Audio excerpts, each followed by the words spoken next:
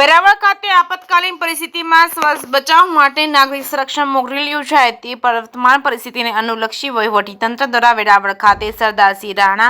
ખાતે NCC cadets તેમજ સામાન્ય નાગરિકો માટે આપતકાલીન પરિસ્થિતિમાં કઈ રીતે વિપરીત પરિસ્થિતિનો સામનો કરી શકાય તે માટે સિવિક ડિફેન્સની સમજ આપી તે નાગરિક સંરક્ષણ મોક ડ્રીલ જિલ્લા કલેક્ટર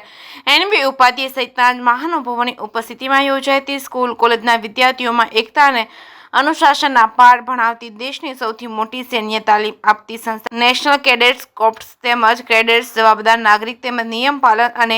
રાષ્ટ્રધર્મ સાથે સેના અને સમાજને જોડતી કડી છે। કેડેટ્સમાં એકતા અને અનુશાસન અને લીડરશિપના ગુણોની કેળવણી સાથે વહીવટીતંત્રના વિવિધ વિભાગોના સંકલન અને કામગીરીથી માહિતગાર થાય તે માટે સિવિક ડિફેન્સની સમજ આપી તાલીમ યોજાઈ હતી। આ તાલીમ પ્રવૃત્તિમાં મિસાઇલ હુમલા અથવા તો હવાઈ હુમલા જેવા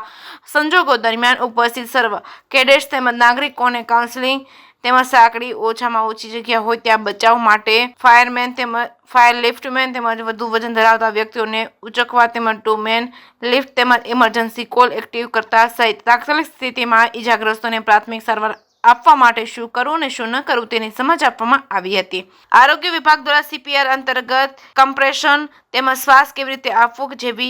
જીવ બચાવવાની પ્રક્રિયાઓ વિશે માહિતગાર કર્યા હતા। ફાયર વિભાગ દ્વારા ખૂબ ટૂંકા સમયે સ્થળો ઉપર પહોંચી આગને કેવી રીતે બુઝાવી શકે તે અંગે મોનિટરિંગ તેમજ ફાયર ફાઇટિંગ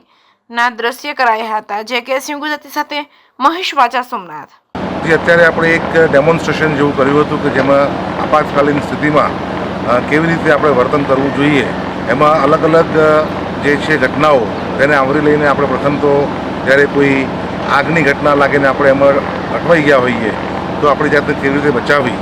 કોઈ યુદ્ધની સ્થિતિમાં કોઈ બોમ્બાર્ડિંગ થયું હોય, કોઈ બ્લાસ્ટ થયો હોય તો આપણે કેવી રીતે એમાંથી બચીને બહાર નીકળવું તેનું ડેમોન્સ્ટ્રેશન કરવામાં આવ્યું હતું। ત્યારબાદ ફાયર ટીમ દ્વારા ફાયરના સંજોગોમાં કેવી રીતે કામ કરવું જોઈએ, કેવી રીતે આપણે બિહેવ કરવું જોઈએ તેનું એક ડેમોન્સ્ટ્રેશન આપવામાં આવ્યું હતું। ત્યારબાદ 108ની ટીમ દ્વારા સીપીઆર કેવી રીતે આપવો એના માટે શું કાર્યપદ્ધતિ અપનાવી તે અને એના માટે 2 કેડેટ્સ દ્વારા પણ આની લાઈવ ડેમોન્સ્ટ્રેશન કરવામાં આવ્યું હતું। આમ સમગ્રતા એનસીસીના અત્યારે 580 નેવલ કેડેટ્સ છે એમના માટે આપણે એક આ ડેમોન્સ્ટ્રેશન કાર્યક્રમ રાખેલો હતો જેમાં બધાએ ખૂબ જ ઉત્સાહભેર ભાગ લીધો છે અને આવનારી કોઈપણ સ્થિતિમાં આ કેડેટ્સ આપણને ખૂબ જ ઉપયોગી